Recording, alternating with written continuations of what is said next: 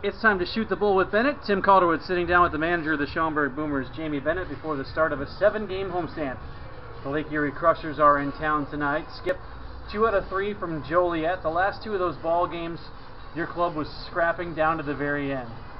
Fighting to the end, that's not really something you can teach, can it, especially at this time of year? Yeah, no, I mean, definitely, it's one of those things, too. We feel like, we hadn't had a lot going early in games offensively, but,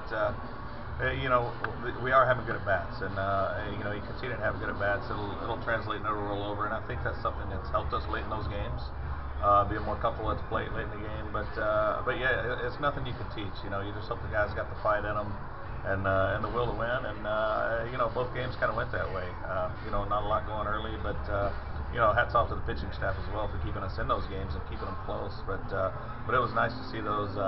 You're always going to be in those kind of games at different points throughout the season, but to pull a couple of those out, it'll give us confidence in those kind of games later in the season as well. I mean, Sunday you guys didn't even have a base runner until the 6th inning against Scott Hoffman. What was he doing that made him so effective? Man, just 100% just pitching. Moved it in and out, up and down, changed speeds well. Got out of the zone when you needed to get out of the zone. But he's just a guy that pitches bad contact. I think we only struck out twice against him, but we weren't up there just swinging at everything early. The at-bats were good, but he did a very, very good job locating and just staying away from the barrels a little bit, and his defense played well behind him too.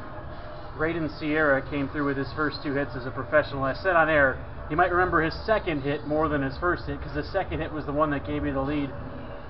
Is it frustrating to kind of start over like he had been and struggle a little bit to kind of work your way back? But it's got to be nice to have that reward then to pay off as well. Yeah, definitely an exciting hit. A couple of hits for him in that game. But starting over is a little bit tough for guys, regardless of if it's your first go at pro ball or not. Baseball's a numbers game, and guys are always going to look at numbers. You try not to focus on it too much and just focus on the task at hand. But you can't help. Stats are everywhere in baseball, and you start dragging out into 4, 5, 6 games and hadn't got a hit yet. It's hard not to think about it and let it bother you a little bit. But he did a good job. It was a crucial situation in the game, and he got out there and put some good swings on it. What kind of role do you envision him having on this team? We're still playing some of those things out. Obviously, it's a little bit early. We've had some injuries. He'll be at third base today. Rose is still out with a little bit of an injury to his hand. But he can play the outfield as well. He was a big hitter in college, and the guy can swing the bat. We saw a lot in spring training, and that's why he's on this club. But kind of an as needed, whether it's in the infield, outfield, those kind of things. But we'll have guys bouncing around a little bit as we try to figure things out here for these first few weeks. Nick Odo cut all 3 games in that series against Joliet. How much has he kind of grabbed the role of being that number 1 guy behind the plate? Quite a bit. Kind of started to happen for him late last year a little bit. The arm's gotten better this year. I think he got some rest in the off season and did some strength training and got himself in a little bit better shape. The arm looks better. But Odo calls a good game. He takes a lot of pride in it. Him and Tony get together. They get together with starters, relievers, everyone. And they have a game plan, for every game and every team, and he takes a lot of pride in that, and calls a good game back there, and it's been doing great for us. So we mentioned the ability of this team to come from behind. How do you create some offense earlier in the ball game so that you're not in that kind of situation? The things we're doing is the things I would say that would create it. That's having the good at bats. Just hadn't quite clicked yet. We've had some games where we got a few runs early. But this weekend was very, very slow starts. But like I said, still winning the series was great. But you hope those at bats will carry over, and I think they will. Whether it's later in that game or just to the next day. These at bats that we're having and guys seeing pitches, they all matter. So hopefully as we get a little more comfortable and guys start getting settled in roles a little bit, things will start to click a little bit sooner in the game. What's the health of the ball club right now? Banged up a little bit. Gunnar Kynes on the DL, took a ball off the wrist in his last outing. Actually goes back to the doctor tomorrow to get a little bit more information. Peyton Lobdell, just a little forearm strain, pushing his start back just a little bit, but nothing as of right now that we think is going to land him on the DL. Jack Finnegan is back off the DL, which is good news, feeling good. Matt Rose, hopefully just kind of a stone bruise. We were hoping it wasn't a hamate. Felt it on check swing in Sunday's game, I believe. No, Saturday's game. Felt it in check swing, but he's actually been feeling pretty good the last couple of days. So sounds like we're going to be pretty good there, and hopefully have him back in the next 2-3 days. Today starts a stretch of 13 consecutive games. Do you do anything different in terms of how you manage the ball club now, knowing that there's not a break for 2 weeks? Not a lot. I mean, obviously getting guys rest, is the bigger issue in those kind of things. The bullpen's got to be ready. We're not going to get that freebie off day on Monday.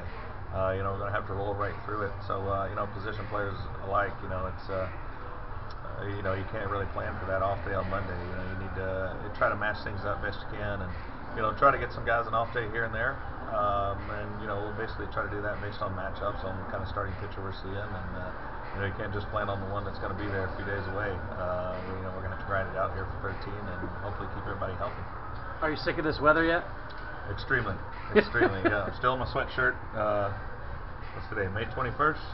May 21st, still in my sweatshirt, but 80 degrees tomorrow, so there is a little bit of light at the end of the tunnel.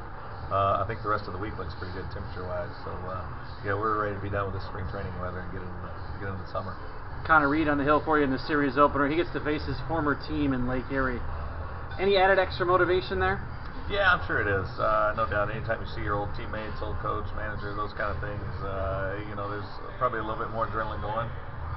And he'll need some adrenaline with this cold weather tonight to keep himself going. But Connor did a pretty good job in spring training. Did a good job in his last start. Probably needs to get ahead a little bit more. I think working from behind a little bit. But there's always that added challenge though when you got guys on the other club and the other coaching staff knows you and what you're working with. Even more so, going to be important to really execute. It is the Lake Erie Crushers in town today, and of course, every time Lake Erie arrives, there's that sense of familiarity in the other dugout. Camroff told me a while ago. Oh, there he is walking in. Yeah, he told me a little while ago that every time he faced you, it was, very annoying because he didn't really know what to do. Do you see anything like that on the flip side? Yeah, a little bit. Cam was with me for several years, and that team's built pretty similar to ours. Especially the way things look right now. They're throwing the ball well. They got some versatility with the offense. They got some guys that can run. A few guys that run the ball out of the yard. And you're going to have that with most clubs, but a lot of it's in strategy. The delayed steal, those kind of things that we did for years and still do. A little tougher to do them against somebody that's always ready for it. And so we both, we look at each other quite a bit from dugout to dugout and kind of know what the other one's thinking, or we both know when we want to delay steal, but you kind of can't when the other team's that ready for it. But he managed the bullpen pretty similar to what we've always done, and it's exciting though to see him, and they're playing great right now, which is awesome. And of course they have James Keller in the other dugout now too. Yeah, James Keller, obviously with us for a couple years helping out over there. I think coaching third for him right now, so hopefully he won't be tattling. Hopefully we don't have to change our signs or anything. But Keller obviously very familiar with everything we've done the last couple of years. But it is exciting to see former players, coaches move on and have some success. That's the manager of the Boomers, Jamie Bennett. Jamie, thanks as always for the time. Good luck this week. Thanks, Tim.